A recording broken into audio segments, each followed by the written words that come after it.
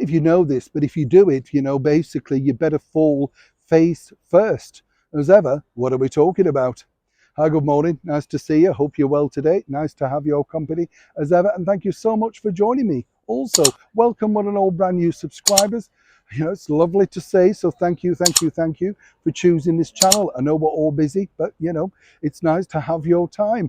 Literally, I like to share these stories with you because I don't know about you. I often find the sort of stranger stories the most compelling, very strange when you think about it, is it not? When we saw recently at the Trooping of the Colour, and even last year, the Platinum Jubilee, and sadly, our late and beautiful monarch, Her Majesty the Queen's state funeral. You know what I'm talking about?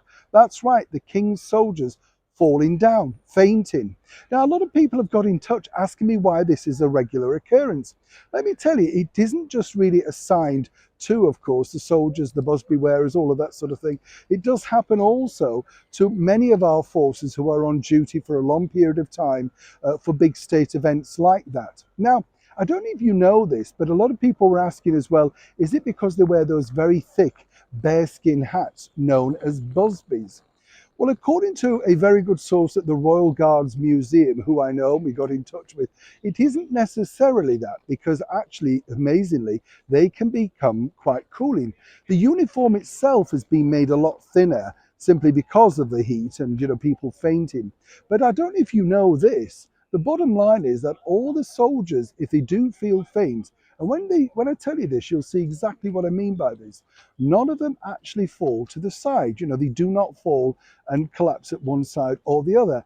This is because they are trained to faint face first, literally face down. Yes, this can result in sort of, lots of cuts and bruises, sometimes loss of teeth.